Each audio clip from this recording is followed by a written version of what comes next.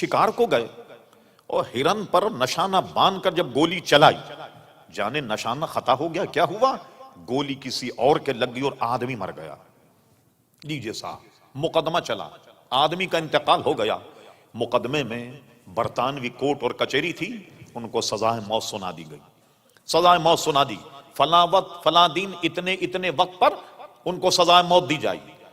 چلیے صاحب، سزائے موت انہوں نے سن لی، کال کوٹری منتقل کر دیے گئے، بلیک وارنٹ ان کو دکھا دیا گیا، اور اس کے بعد جب آخری ملاقات کرنے کے لوگ آئے تو وہ ہنس رہے تھے۔ لوگوں نے کہا کھسک گئی ہے نواب صاحب کی، بھئی آدمی تو صبح مرنا ہے اور ہنس رہا مسکرا رہا، اس کو پرواہ ہی نہیں مرنے۔ تو انہوں نے کہا کیا مسئلہ کیا ہے؟ ارے کہنے لگے مجھے تو ان کا باپ بھی پھانسی نہیں دے سکتا، تم بے فکر ہو، صبح میں آؤں گا ناشتہ کروں گا گھر آ کے۔ لوگ یہی سمجھے کہ کھسک گئی ہے نواب صاحب، مرنے والے بھائی انگریز برطانوی راجے، کسی کی سفارش نہیں کچھ نہیں، اور صبح ان کو پھانسی ہونے والی، مگر وہ بالکل اطمینان، چہرے پہ ان کے کوئی جھرری نہیں، کوئی جناب پریشانی کا عالم نہیں، اور کہہ رہے ہیں کہ تم صبح انتظام کرنا، میں ناشتہ گھر آ کر کے کروں گا۔ کسی کی بات سمجھ میں نہیں آئی۔ لیجئے جناب، آئی گئی رات گزر گئی، صبح جب ہوئی تو لوگ ان کی میت لینے کے لیے آئے، نواب صاحب زندہ باہر۔ ارے ان سے پوچھا کیا ہوا؟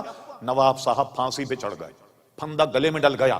جب بھی نواب صاحب کہہ رہے ہیں تم مجھے پھانسی نہیں دے سکتے، نہیں دے سکتے پھانسی، جو پھانسی دینے والے وہ بھی پریشان تھے، ایسے وقت آدمی کی کچھ ادھر ادھر ہو جاتا ہے دماغ، تو وہ بھی ترجمے بالکل عین وقت تھا بٹن دبانے کا، اچانک کسی نے دروازہ کھٹکھٹایا، اور دروازہ کھٹکھٹا کہا ملکہ وکٹوریہ کی تاج پوشی کی خوشی میں آج جتنے بھی سزا موت پانے والے سب کو معاف کر دیا گیا، سب کو معاف کر دیا۔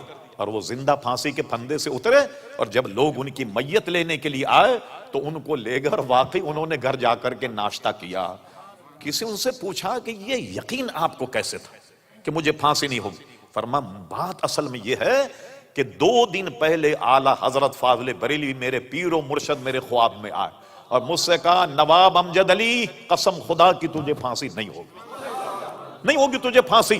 مجھے اپنے پیر و مرشد پر اتنا یقین تھا کہ یقیناً مجھے پھانسی نہیں ہوگی، اس لیے میں تم سے کہہ رہا تھا ناشتہ تیار رکھو، اور میں گھر آن کر کے تمہارے ساتھ ناشتہ کو، بالکل چند منٹ یا چند سیکنڈ کا فاصلہ، اور فوراً کسی نے کہا ملکہ وکٹوریہ کی تاج پوشی کی خوشی میں آج کے پھانسی پانے والے جتنے لوگ ان سب کو رہائی مل گئی۔ تو یہ حضور کے صدقے میں رب کریم نے بزرگان دین کو بھی عزیزان گرامی یہ ثمر اور یہ پھل عطا فرمایا۔ بتائیے پھر یہ غلاموں کا یہ حال ہے تو ہمارے آقا و مولا پیارے مصطفیٰ کا کیا حال ہوگا؟ آپ سے میں نے عرض کرا حکم نافذ ہے تیرا، خامہ تیرا سیف تیری، دم میں جو چاہے کرے دور ہے شاہ تیرا، وما ینطق عن الہویٰ ان ہوا الا وحی یوحیٰ۔ اس لیے فرماتے حکم نافذ ہے تیرا، خامہ تیرا سیف تیری، دم میں جو چاہے کرے دور ہے شاہ تیرا۔ وہ زبان جس کو سب کن کی کنجی کہیں، اس کی نافذ حکومت پہ لاکھوں سلام، وما علینا الا البلاغ۔